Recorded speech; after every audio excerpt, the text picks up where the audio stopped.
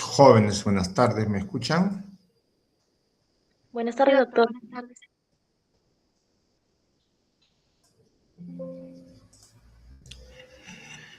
¿Me escuchan, no? Sí, doctor, sí se escucha. Ya. A ver, un segundito, vamos a cargar la clase.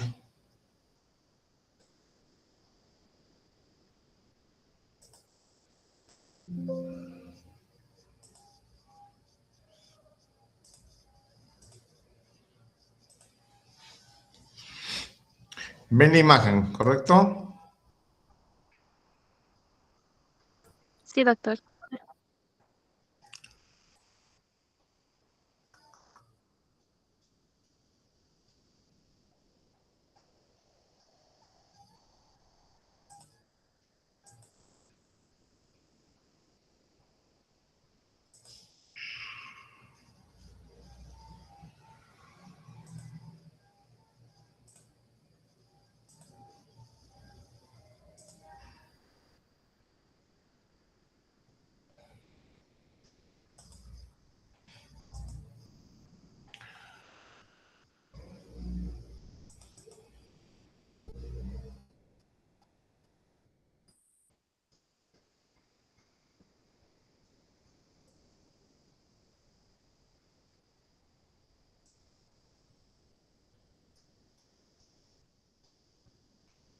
Muy bien, jóvenes, tengan todos ustedes muy buenas tardes.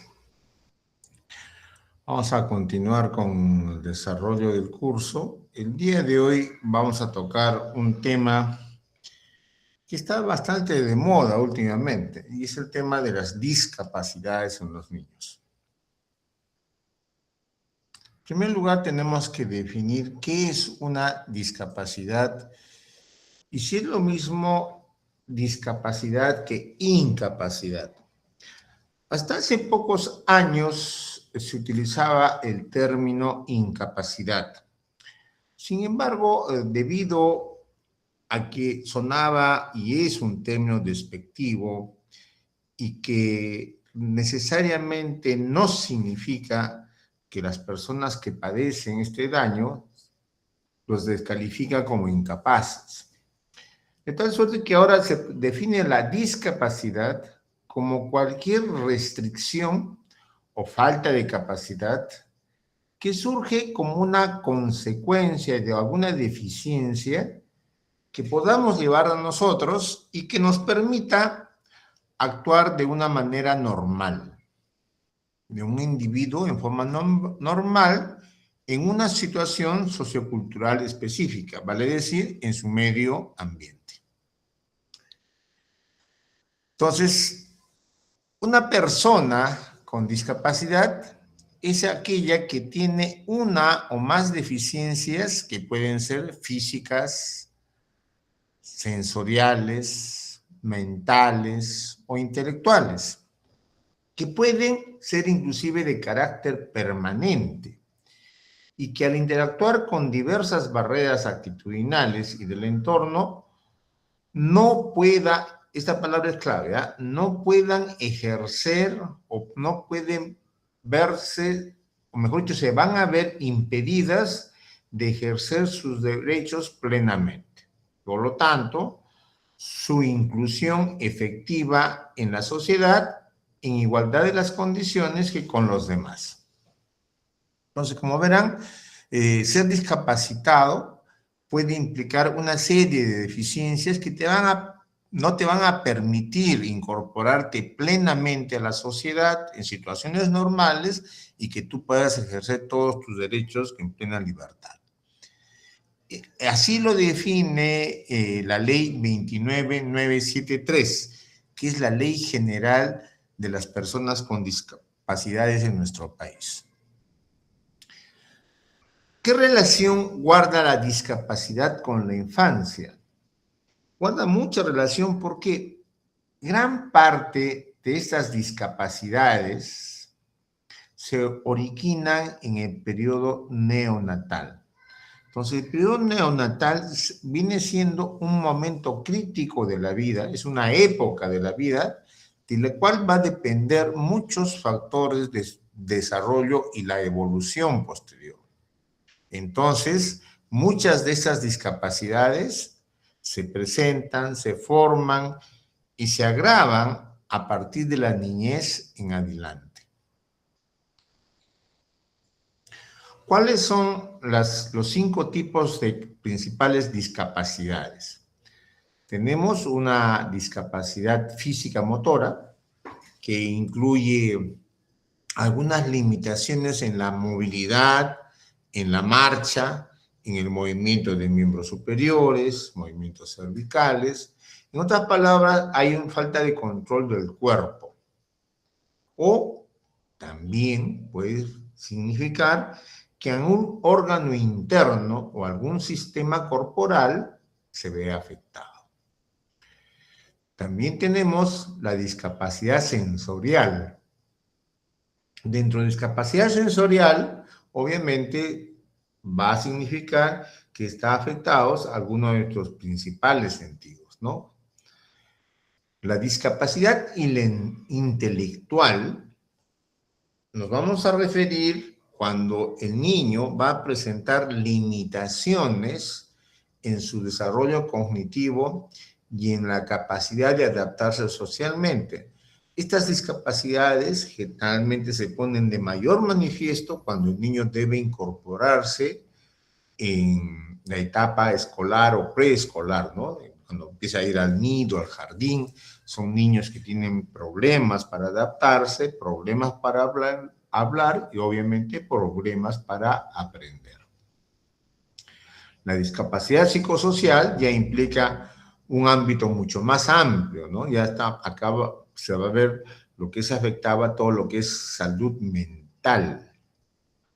Y finalmente, existen muchas personas que lo que presentan son discapacidades múltiples. ¿Cuándo vamos a llamar discapacidad múltiple? Cuando una persona presenta 2 o más tipos de discapacidades. Vamos a empezar a tocar tema por tema. En primer lugar, la discapacidad física motora. Como su nombre lo indica, van a presentar déficit en la ejecución de algunos movimientos tan elementales, por ejemplo, como la marcha. Estas capacidades se pueden deber a varios tipos de etiologías, pero que tienen que ver al final con el funcionamiento del sistema osteoarticular, muscular y nervioso. Esas discapacidades tienen la característica también que pueden ser transitorias o permanentes. De acuerdo al origen de la discapacidad motora, se encuentran 4 tipos de discapacidades. Algunas que van a depender de origen cerebral, o sea, lo que está afectado es el cerebro. Otras de origen espinal, donde lo que va a estar afectado va a ser la médula ósea, la médula espinal. Otra de origen muscular, donde va a estar afectados los músculos o la placa neuromuscular. Y otras de origen osteoarticulares, o sea, cuando lo que va a estar afectado va a ser los huesos o las articulaciones óseas. Dentro de los tipos de discapacidad física motora más comunes tenemos, por ejemplo, las lesiones medulares, que generalmente son postraumáticas, caídas, accidentes de tránsito, fundamentalmente. Hay otras que se deben a esclerosis múltiple, parálisis cerebral, distonía muscular, acondroplasia, cuando no hay el desarrollo de miembros superiores o inferiores, y finalmente el albinismo. En estas personas, ¿qué es lo que fundamentalmente se afecta? Es el desplazamiento, o sea, la limitación que van a tener estas personas para desplazarse de un lugar a otro, porque lo que va a estar alterado va a ser la marcha.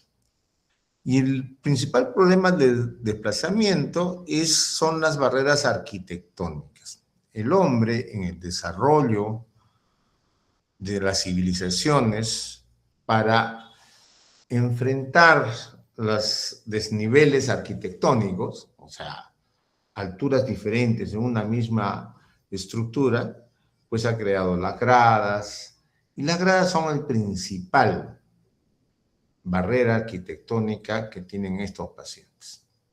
Por eso es que de un tiempo a esta parte se exige a todos los establecimientos públicos y privados que tengan para este tipo de pacientes accesos a través de rampas, ascensores o elevadores. En el caso de los colegios, sobre todo, se les pide que tengan servicios higiénicos de tal manera que estos garanticen que los retretes, número uno, estén en lugares accesibles, y número dos, tienen que estar equipados con aditamentos especiales que permitan a los discapacitados su utilización. Generalmente estamos hablando de agarraderas, de tubos pasamanos, entre otros. De igual manera, las aulas tienen que estar debidamente implementadas. ¿A qué debemos debidamente implementadas? No es deseable, no debe tener ningún desnivel, o sea, ninguna grada, y los pasillos entre carpeta y carpeta debe permitir el desplazamiento y giro de sillas de ruedas y andadores. En muchos casos también es necesario modificar la altura de los objetos, principalmente la pizarra. ¿Para qué? Para que estos puedan acceder a la misma. De igual manera, colocar tiradores a la altura de que puedan alcanzar estos niños. El otro tipo frecuente de discapacidad es la discapacidad sensorial. Generalmente los órganos más afectados en la discapacidad sensorial son la vista o la audición. Entonces hablamos de una discapacidad visual o una discapacidad auditiva.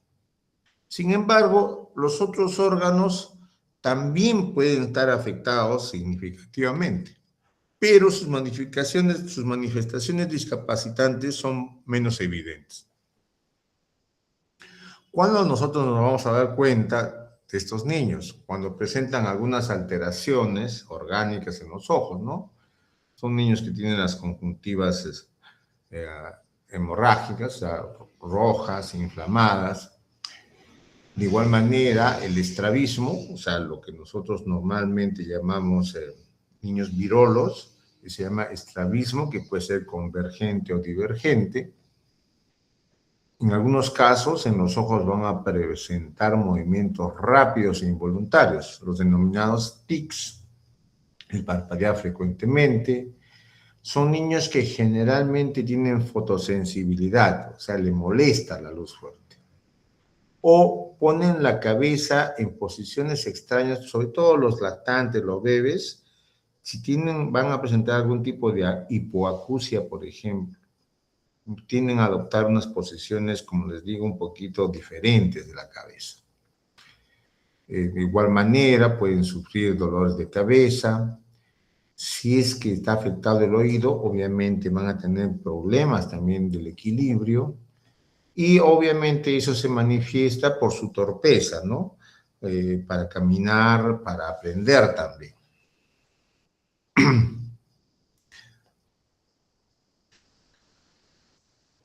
Otro problema es la discapacidad intelectual. La discapacidad intelectual generalmente la diagnostican, la evalúan los padres o los profesores. ¿Por qué? Porque no existen instrumentos exactos y precisos que puedan medir adecuadamente las habilidades intelectuales de los niños. Generalmente son tests de otro tipo lúdicos los que se utilizan.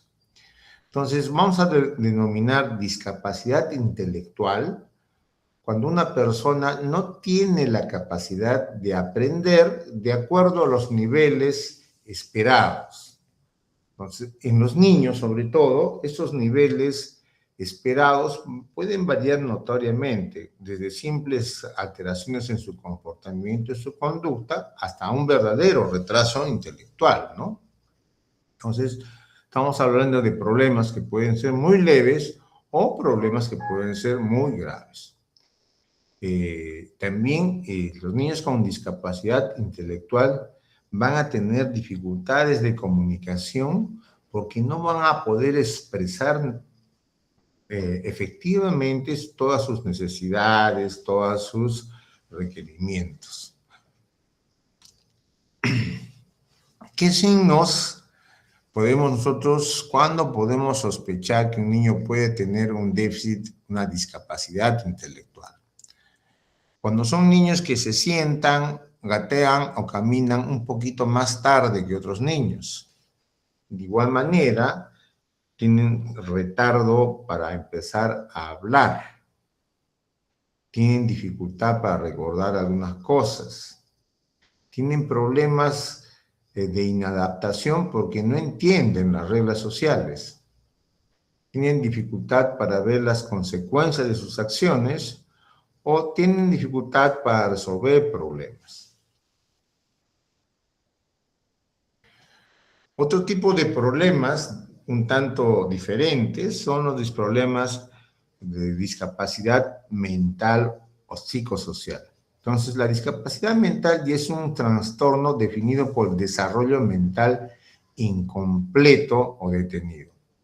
Desarrollo, esto generalmente se llama retraso mental. El retraso mental, al ser evaluado, tiene diferentes grados, ¿no? Desde leve, moderado, grave, ¿no? Se caracteriza ¿por qué? Porque va a afectar el desarrollo global, o sea, no solamente va a ser la inteligencia, en la discapacidad intelectual, básicamente lo que afecta es la inteligencia y por lo tanto el aprendizaje. Mientras que en la discapacidad mental, aparte de estar alterado la inteligencia, la capacidad para aprender, las funciones cognitivas, el lenguaje, también va a haber alteración de un déficit motor y sobre todo la socialización. Son niños que no se integran fácilmente a los diferentes entornos, sobre todo en el colegio. Las discapacidades mentales y psicosociales generalmente son el producto de tres grandes factores, ¿no?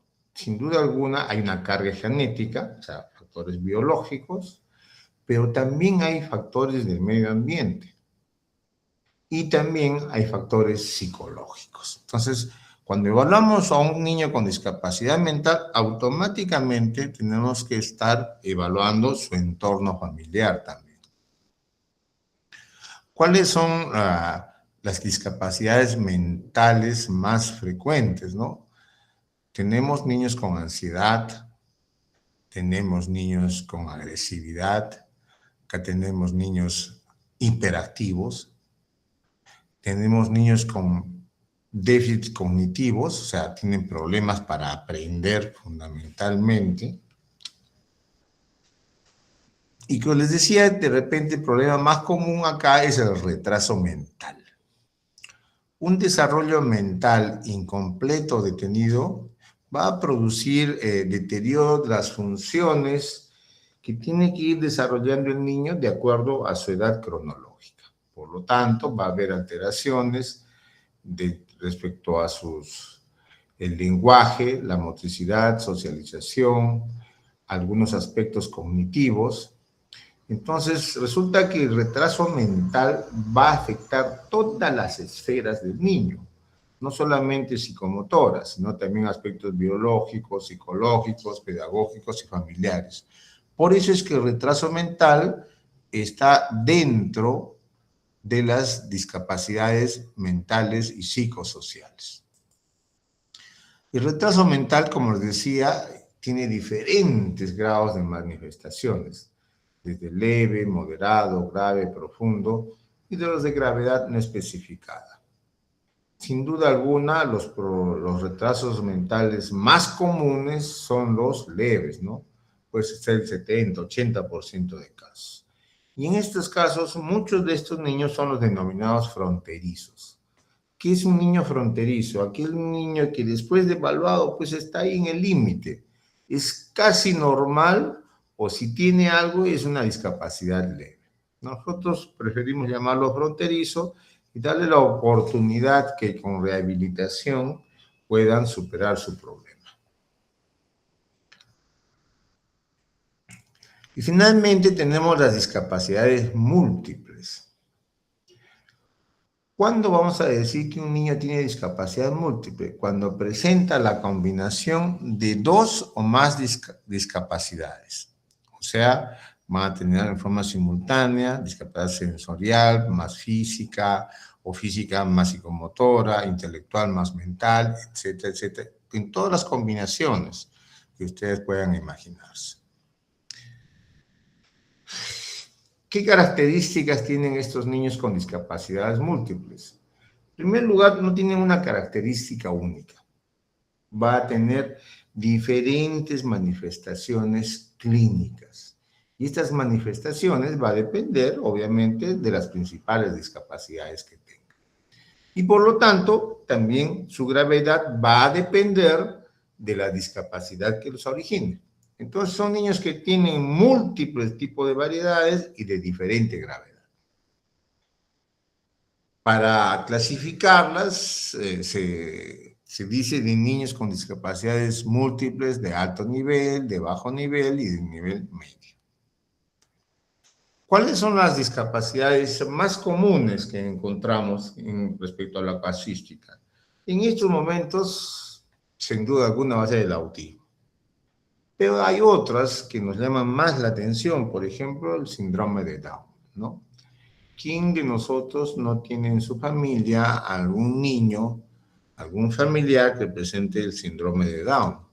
Ustedes saben ya que el síndrome de Down no es sino una alteración cromosómica, ¿no? Que consiste en que en el par 21 tenemos una trisomía 21. Estos niños, su índice de frecuencia son más o menos 1 cada 700 niños. Y realmente, anteriormente se asociaba al síndrome de Down a dos hechos, ¿no?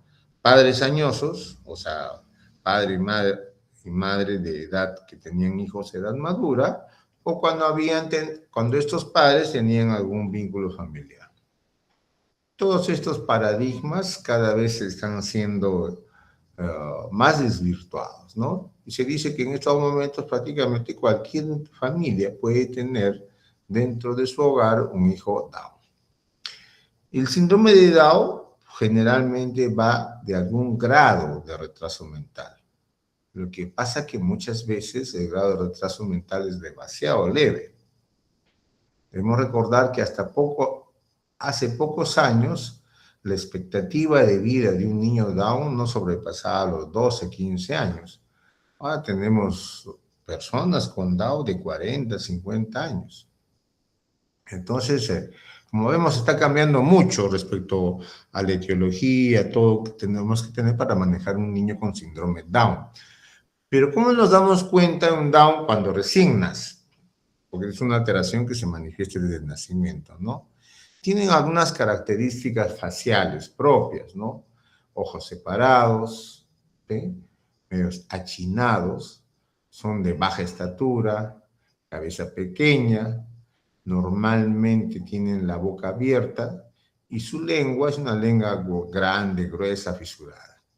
Los dedos de las manos son generalmente dedos cortos y gorditos.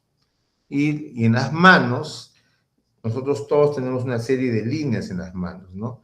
Ellos tienen una línea característica que surca transversalmente la palma de la mano. Estos niños con síndrome de Down, entonces, de antemano ya sabemos que su coeficiente intelectual no va a ser normal. Por lo tanto, su educación difícilmente va a ser normal. La idea, la expectativa en este momento es que los niños con síndrome de Down sean por lo menos autosuficientes. Otro problema común es el síndrome de Tourette. De repente no lo conocen como síndrome de Tourette, pero yo les digo de los TIC. Ahí sí se acuerdan, ¿no? Se dan cuenta que muchos de nosotros inclusive tenemos otro síndrome y no nos llama la atención, ¿no? Los TIC son esos movimientos involuntarios que tienen la característica que son repetitivos y permanentes y que y las personas, los niños que lo presentan, no lo pueden controlar, ¿no? Hay tics desde los más simples, como el movimiento de los ojos, el parpadeo de los ojos, y hay otros un poquito más complejos, ¿no? Por ejemplo, saltar, tocar objetos. Generalmente estos niños crecen sin ningún problema, pero algunos pueden presentar algunos problemas de adaptación mental y emocional sobre todo. Otro problema que ya es un poquito más raro, ya sí es el síndrome de Rett. El síndrome de Rett es una enfermedad genética que afecta a las niñas. Y eso realmente es un poquito difícil su diagnóstico, que yo sepa aquí en TAS no lo hacen, en Lima sí he visto que lo hacen. Este síndrome se caracteriza porque son niños que tienen problemas para dormir, tienen algunos problemas en el lenguaje, problemas para respirar, tienen escoliosis y tienen hipotrofia, en los pies. Como les digo, es un síndrome, una enfermedad genética que se presenta en las mujeres de una forma mucho más rara. Y el problema que está de moda es el autismo, ¿no? El autismo, porque muchos de nosotros de repente hemos sido autistas de niños y nadie nos ha dicho nada, ¿no? ¿Qué cosa es el autismo? Es un espectro de trastornos caracterizados porque los niños presentan déficit de atención, de desarrollo. De desarrollo, fundamentalmente, lo que más se afecta es el habla. Son niños que se demoran para hablar.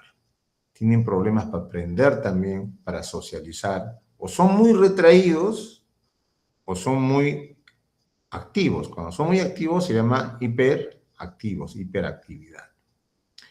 Que son emocionalmente, pueden ser introvertidos o muy extrovertidos. Entonces, a las finales, ¿en qué termina? Tenemos niños con problemas de lenguaje, problemas de comportamiento y obviamente problemas de aprendizaje, que ameritan un tratamiento especial tanto en el hogar como en el colegio. Entonces, si tienen esos problemas, obviamente van a tener problemas de socialización también. Entonces, en estos momentos hay bastantes establecimientos que brindan apoyo a este tipo de niños. La idea es que durante el transcurso de la niñez superen su autismo, de tal suerte que lleguen a la adolescencia o a la adultez en forma como de personas totalmente normales. Y como les decía, ¿no? Muchos de nosotros, de repente, hemos sido autistas, solo que en esa época no se le daba la importancia de ahora y hemos ido evolucionando, desarrollando en forma normal prácticamente. ¿Cuáles son los grados de discapacidad que hay? Hay una entidad del Estado, del Ministerio de Salud, que establece una relación. Entonces, estos grados de discapacidad lo que indican es el nivel de limitación física, mental o sensorial que tiene una persona. El ente regulatorio es el Ministerio de Salud, que ha emitido toda una ley, la 29973, la Ley de las Personas con Discapacidad. Y lo que mide, lo que contrasta realmente es el grado de discapacidad con su nivel de dependencia. Si una persona es totalmente dependiente de otra persona, ya estamos frente a una discapacidad grave. Entonces, el ente, la entidad del Estado que regula, que planifica, coordina y evalúa todas estas políticas en materia de discapacidad es el CONADIS. Entonces, este CONADIS, Consejo Nacional para la Integración de la Persona con Discapacidad, define los niveles de discapacidad en 4 grados prácticamente: leve, moderada, grave y muy grave. ¿Y a qué se refiere? Es el porcentaje de menoscabo. O sea, si yo tengo un menoscabo, o sea, si yo tengo una discapacidad que me va a impedir ejercitar mis funciones en un aproximado estimado de 20%, va a ser una discapacidad leve. Si me menoscabo es de 30 a 49%, va a ser una discapacidad moderada. Y grave cuando es más de 50 a 74. Y muy grave cuando ya es más de 75. ¿Por qué es importante esta calificación, esta evaluación de las personas con discapacidad? Porque este grado, esta medida, esta evaluación va a servir para acceder a algunos beneficios del Estado. Por ejemplo, ustedes cuando acaben su internado, cuando se presenten al CERUMS, si alguno de ustedes presenta algún tipo de discapacidad, aunque sea leve, ya tiene un puntaje adicional para acceder en los exámenes, para acceder a una plaza rentada. Si son adultos mayores y tienen una discapacidad grave, tienen derecho a una pensión por discapacidad. Y así sucesivamente. Hay una serie de derechos que se puede acceder por ser discapacitado.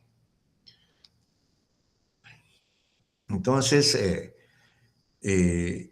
esta clasificación de discapacidad puede variar de país a país y también de acuerdo al marco legal de cada país. En nuestro país utilizamos una técnica que se llama la medición a través de baremos, que están especificados en cada norma. Entonces, en el Perú utilizamos estas medidas, la medida de baremos, para evaluar el grado de discapacidad.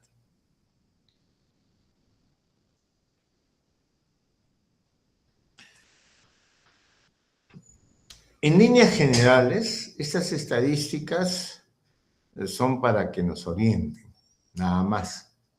Pero fíjense, se calcula que de cada 100 peruanos, o de cada 10 peruanos, si lo quieren poner también así, por lo menos alguna persona presenta algún grado de discapacidad. Si somos entonces 35 millones, se calcula que 3.041.000 personas presentamos, o sea, 3,5 millones de personas, de peruanos, tenemos algún grado de discapacidad. ¿Y cuál es la discapacidad más frecuente? La discapacidad visual.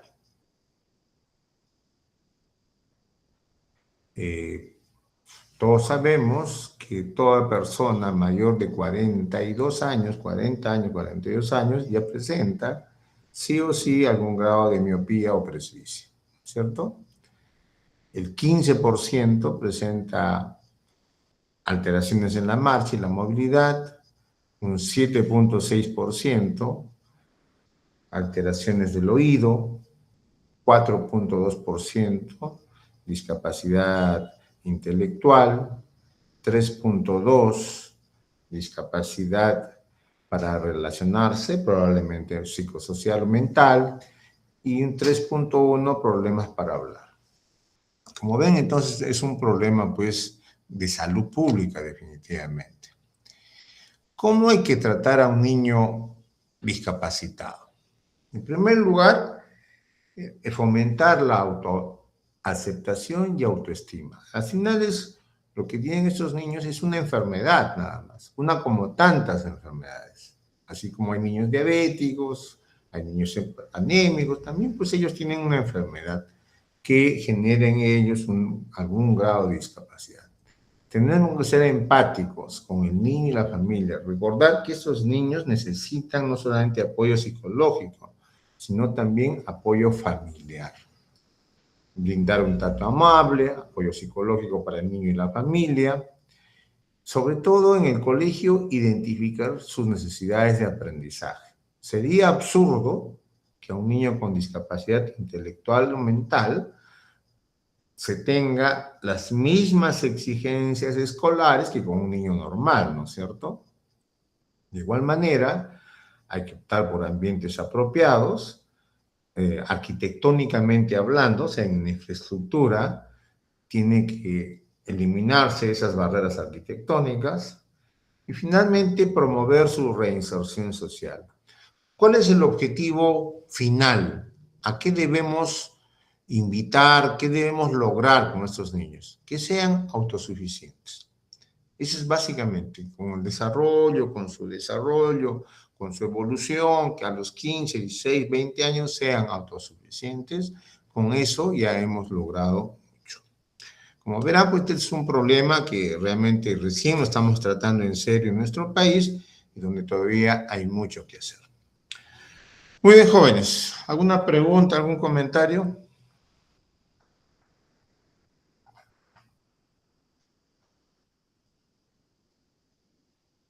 ¿Aló? Sí, doctor, todo está claro. Todo claro, ¿Listo? doctor. Entonces, listo, nos vemos entonces la próxima semana. ¿Listo?